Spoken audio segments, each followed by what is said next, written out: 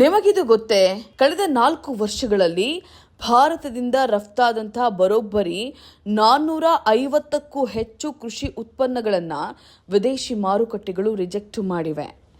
ಇದು ನಮ್ಮ ದೇಶದ ಕೃಷಿ ಆರ್ಥಿಕತೆಗೆ ಎಚ್ಚರಿಕೆಯ ಗಂಟೆ.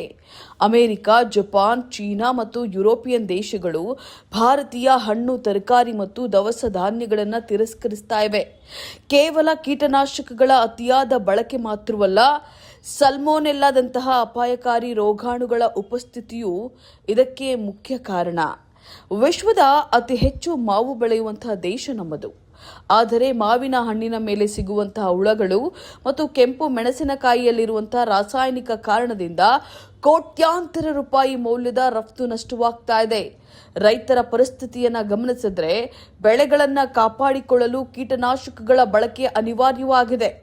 ವರ್ಷಕ್ಕೆ ಸುಮಾರು 30% ಬೆಳೆಗಳು ಕೀಟ ಮತ್ತು ರೋಗಗಳಿಗೆ ಬಲಿಯಾಗ್ತಾ ಇವೆ. ಆದರೆ ರಫ್ತು ಮಾರುಕಟ್ಟೆಯಲ್ಲಿ ಗುಣಮಟ್ಟವಿಲ್ಲದಿದ್ದರೆ ವಿದೇಶಿ ಗ್ರಾಹಕರು ಭಾರತೀಯ ಉತ್ಪನ್ನಗಳನ್ನು ಮುಟ್ಟಲು ಹಿಂಜರಿತಾರೆ. ಆರೋಗ್ಯದ ವಿಚಾರದಲ್ಲಿ ಅವರು ಎಂದಿಗೂ ಕೂಡ ರಾಜಿ ಮಾಡಿಕೊಳ್ಳೋದಿಲ್ಲ. ನಮ್ಮ ಕೃಷಿ ಪದ್ಧತಿಯಲ್ಲಿ ನಾವು ಕ್ರಾಂತಿಕಾರಿ ಬದಲಾವಣೆ ತರದಿದ್ರೆ ಮೇಡ್ ಇನ್ ಇಂಡಿಯಾ ಉತ್ಪನ್ನಗಳ ಭವಿಷ್ಯ ಏನಾಗಬಹುದು? ಈ ಬಗ್ಗೆ ನೀವೇನಂತೀರಾ? ಕಮೆಂಟ್ ಮಾಡಿ ತಿಳಿಸಿ.